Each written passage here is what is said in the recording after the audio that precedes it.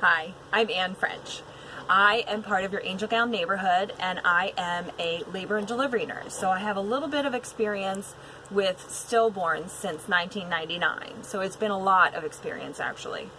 So I'm here to talk about some of the questions that everybody has had just generally about stillborns versus preemies, things like that. A stillborn themselves is any baby that has died inside the mom before they're delivered. Okay?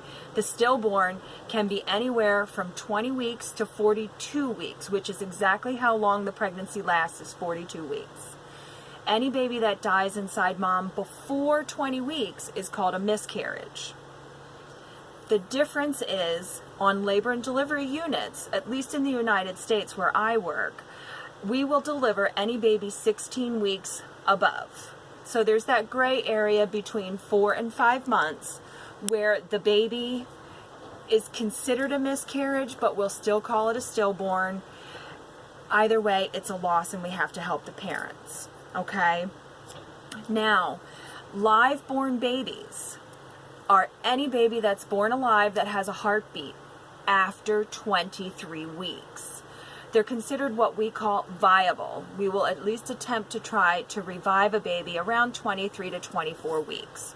Most places in the United States have a designation, 24 weeks, which is 6 months, and at least 500 grams, which is right around 1 pound. Some facilities have a level 3 NICU, will attempt to resuscitate babies who show good signs of life at 23 weeks and some change. I've been to those facilities. So those babies are not even a pound. They're smaller than that, 10 ounces, 11 ounces. So those are called live-born babies. Those that are living for even an hour are called micro-preemies. People had asked me about what a micro-preemie is. It's an extremely small baby, okay? I think the micro-preemie goes up to maybe about 2 or 3 pounds, maybe around 28, 29 weeks, depending on their weight. Anybody after that 28 weeks to 36 weeks is just called a preemie. So 26 weeks to 36 and 6 days is called a preemie. Plain and simple, not a micro-preemie. Micro-preemies, just very tiny babies, a few ounces to maybe 2 pounds. A full-term baby is any baby between 37 weeks and 42 weeks. Okay? That should clear up just a little bit of the stillborn versus preemie. Stillborn never takes a breath, never has a heartbeat once it's delivered out of the mom. A preemie is a baby that is born with a heartbeat and tries to breathe. Okay? Now, I just wanted to give you a little information, which I have up on my little poster board that I take with me when I do Angel Gown days. Okay? The CDC does studies, and they studied this back in 2012, which is the latest research, is stillborns. They consider stillborns 20 weeks to 42 weeks in the United States. There are at least 23,595. It's okay. Babies a year born. Babies that are born alive but die within 7 days, usually the micro-preemies, the 22, 23, 24 weekers, there are 24,622. The babies that live at least 8 days but die before 30 days, 39,000. So, there are at least 87,000 babies that need angel gowns a year. That's really what we're getting at here. But, as a labor and delivery nurse, we deliver more babies than that because we take care of 16 weeks on up. And so when you have those really tiny babies, you can have those pouches people have, the wraps. And when I was in Cleveland, they showed me these beautiful little bassinets here because twins, triplets, quadruplets are a huge risk for being stillborn. So somebody helped me make this. This is a basket. If you fold it down, it has a handle inside. So the parents can use this as a bassinet while they're holding the babies. And what we have here, sorry about the dog. Rock, shut shush. up. Is cardboard panty liners because the babies leak, and a little fabric cover in here. And usually we make a blanket, but I don't have a blanket right now that fits here. But then the parents can keep this and use it for whatever they want, and nobody else will know it's a bassinet because the handles are on the inside. Okay? And then there's just a generic one here I made. Because you really can't tell if babies are boys or girls until they're anywhere from 17 to 20 weeks. And even then, if there's some kind of genetic anomaly for the babies, you can't tell. So we really do need some just general items that you can't tell whether it's a boy or a girl, but just it's a baby and they love the baby and they can't tell. So the other thing I wanted to tell you is that the multiples are more at risk of being stillborn. So try to make matching outfits, matching diapers. I make these little fleece diapers because they'll want matching ones on the baby. And then in their keepsake box, we do stuff that hasn't been on the baby. So if you can make matching 4, 6, 8 pairs, if you're making fancy cloth diapers, that would be great. And hats sometimes too. And I wanted to also let you know here that by 2015, the study that they had done, non-Hispanic and black babies are 11% more risk of stillborn than other babies. Then comes Native American and Alaskan Native Indians, 8%. Hispanics are 5%. Caucasians, about 5%. And Asian Pacific Islanders is about 4% of the total of stillborns or babies born before 30 weeks that pass away. And most of those are boys. Boys are more at risk for stillborn, for dying before they're 30 days old. And you might hear the term IUFD, intrauterine fetal demise. We use that on the labor and delivery units. Not NICU, because NICU doesn't see the stillborns. They do the live-born babies. And talking with you guys there, some of you are doing angel gowns for funeral homes, which is fabulous. And then you do for a cardiac NICU, where the babies are born alive, but their hearts aren't right and they need surgery, so they're waiting for surgery, or they've had surgery to accommodate if they only have half a heart, or the heart's on the outside of the body, things like that. So this gown that I have created with other labor and delivery nurses would be perfect for those cardiac NICU babies. And I'll show you that in a second. Some of the things that we do on the labor and delivery unit are we dress the babies in whatever we have. We put them in bassinets. We try to make little diapers.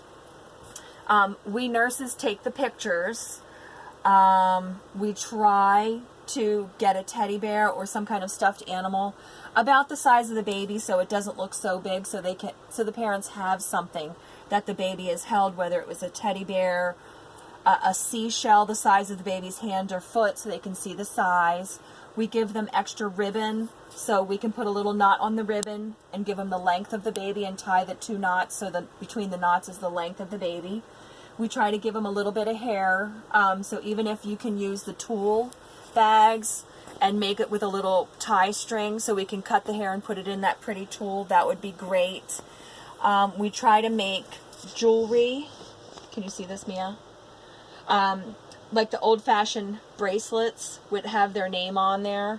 So you can always donate alphabet letters to hospitals also. And even if you don't make it on jewelry, if you get the big blocks with their names, you can lay the baby here, and in the blocks put their name. My grandson's name was Blake, so B-L-A-K-E, and lay it right here, and it takes a very pretty picture. You can see over here, the twins are right here, and triplets. And just on another note, when you have twins, triplets, and quadruplets, not all babies pass away at the same time. Sometimes, can you come over here, Mia, and see this? You can see this set of twins. This baby died considerably earlier than the brother. And I'm going with their boys because of the blue hats. Okay? So you have to take into consideration when you're making angel gowns, that sometimes even though they're twins, they're going to be different sizes and they're going to look a little different. And here's one baby in the bassinet with the little blanket here that I didn't get to make for that. I always caution people when using white, because when the babies are born, if we wipe them off real quickly, if they have only been gone a few hours, they will look pretty good, which these triplets right here look pretty good. Okay, this baby probably looks pretty colorful, and that's why they did it in a black and white photo. You'll see a lot of black and white photos for stillborns because they turn purple, green, yellow. They turn all kinds of unusual colors because the blood is going towards their back or their feet or things like that. So colored black and white looks really, really good for them. And I'll show you with the white in a second. And then, Mia, can you see this? Mm-hmm. Sorry about the images, guys, but this is what you're going to see. A lot of babies, they don't look exactly like babies. They're a little more what we call macerated because they've been gone. When they're under 20 weeks, a lot of times the moms can't feel these babies moving as well as you can when they're bigger babies. So the babies can be gone weeks or a month before they're delivered and their body gets rid of them. And then just the birth process hurts the baby. And a lot of times, this is what I was trying to explain to people, their skin doesn't always stay on. It kind of Rocco, hey. So their skin slides off, and so this is the point of what I'm showing you. Here are the gowns that the labor and delivery nurses and I designed. It's a design because of the babies who have the skin sliding off. We have this design here like this, okay? It's a very thin, the tablecloth from the dollar store, so you only need one layer. Now, I'm going to show you exactly why I do this. Now, if you don't want to do this to your gown, then it's probably not great for a stillborn baby, okay? I'm showing you. Oop! I slid that right through. I didn't mean to do that, guys. I was just kind of sliding it around, okay? Now, when babies are wearing white hats, because they weep through their skin, because this is what happens when you put a white hat on a baby. That's exactly what happens, and it starts to leak through because the parents will keep these babies hours to a day or two. So, when you're wearing this liner, you see nothing coming through here at all with the ketchup. I mean, except for right there because you can see through the lace. But you can see here, nothing. And Zoe, who we had a couple of days ago, which this gown was for Zoe, but we didn't give it to her. I made her own from her aunt's outfit. They had her for over 24 hours and there was no leaking whatsoever. So you can see why I encourage people not to wear the white, make white, because when you do the darker colors, it's not as noticeable than with the white. And we try to make sure that the parents, they already know their baby has passed away, but we try not to remind them so much that the baby is leaking. We try to do everything we can as nurses to make this as easy as possible and not as traumatic, that seeing the leaking or the weeping coming through, okay? And so I'm just going to set these right here. And so what happens is sometimes the parents want their babies buried in this and they never get this gown again. See, look, even through the lace, nothing is coming through. See? Nothing. That was my finger here. Here's a clean spot right here.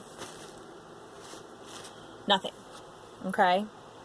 And then with this little liner, it doesn't bulk up, so we can do this for the 1 pound babies.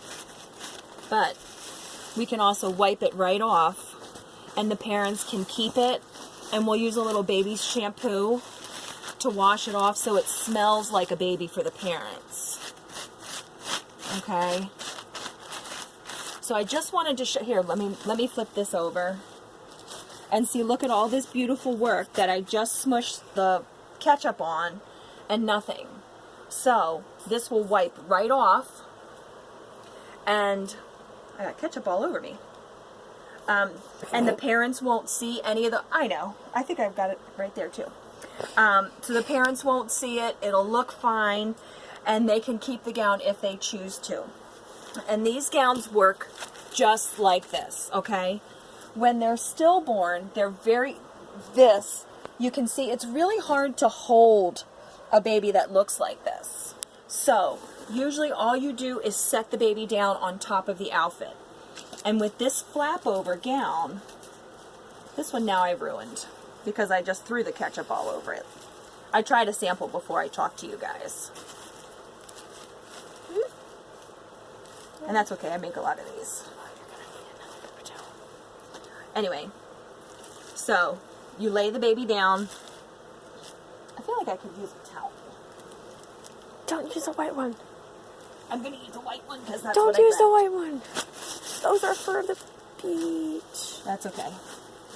For towel. Because I'm getting ketchup everywhere, guys. Yeah, Mom. Thanks. I am. Now we have a ruined towel. So, you lay the baby in here. All this is unbuttoned here. You don't have to unbutton it all. You just need to say that this is usually unbuttoned. Okay. You can see what happens when the ketchup gets on the white without the liner. And this is what happens with the babies. And a lot of times we'll try to go through a few gowns for babies so that the parents don't see this. Because it doesn't smell great, and we try to put baby powder on the babies so they smell better. And so, here we go. We lay the baby in. There's a little collar. We flap it around the baby. We tie it around the baby's wrist, right here. And we try to make it long sleeved because you can see right here, you see all this skin that's missing? It happens a lot on the arms, the face, and the belly, not so much the feet. But you can see this is skin hanging off their fingers. It's not the umbilical cord or anything. So we try to be as delicate as we can with the babies. So we tie here, and we take this tie and cinch it around the baby. Because you usually make the gowns big enough to fit the baby. And then we button up the back. And you can just tuck this in around the baby because the parents are holding the baby around, and you can see that this can just tuck. I did put some snaps on the side, so you can put snaps on the side if you want, Velcro, it doesn't matter with this kind. But as they're passing the baby around, they're touching the baby, they're handing the baby over. Oh, I forgot this one too. This collar helps keep the mouth closed on the babies because they have no muscle tone, so their mouth opens a lot. And you can see right here that his mouth is open. And so babies, when they're about 20 weeks, everything is fused. Their mouth is fused, their eyelids are fused, so they never open. It's only for the bigger babies. So we try to turn them over on their belly, and that's why I make the backs so pretty, just like the fronts. So this would be her front. Okay. Put this up here. I'm just doing this in a hurry. And then the back, because we turn them over on their back, we put their hands up underneath their mouth, and they close their mouth like this, and their eyes will stay closed. So it works out pretty nicely. Because right here you can see they're on her side. They have her wrist pushing up her face, so her mouth is closed. So it works really, really nicely. And not all babies are born looking perfect like this. They have a lot of abdominal defects. Their internal organs are outside. So having extra material right in the center works great. And the opening on the sides, because if babies need an autopsy and they have tubes on them, this won't disrupt any of the tubes either. Rocco. And I think those are the only things I could think of. Anybody can instant message me, and I can send them the email of these patterns. I am not a seamstress by trade. I deliver babies. So I've learned how to do this with other labor and delivery nurses. So if anybody has a problem with my patterns, please fix them. I could use the help. But I do have one special issue that's close to my heart, is anencephalic babies. Anencephalic babies have no brain. So when they're delivered, they only have maybe eyebrows, here a skull, and then back to here. So we always have a little bit of trouble making hats for those babies. So if anybody comes up with a great design that works, if you take a cantaloupe and cut it at a diagonal and you put a hat on that baby and it works, please let me know. I would absolutely love that, because I do travel around the country delivering babies of all different shapes and sizes. And I really hope this little information was helpful. Let me know if you have any questions. We are all doing a great job. Thank you all for dressing all of these babies. I really, really, really appreciate it. But hopefully you learned a little bit about stillborns versus micro preemies, and a little bit about how come I line my gowns. Thank you guys. Have a great day.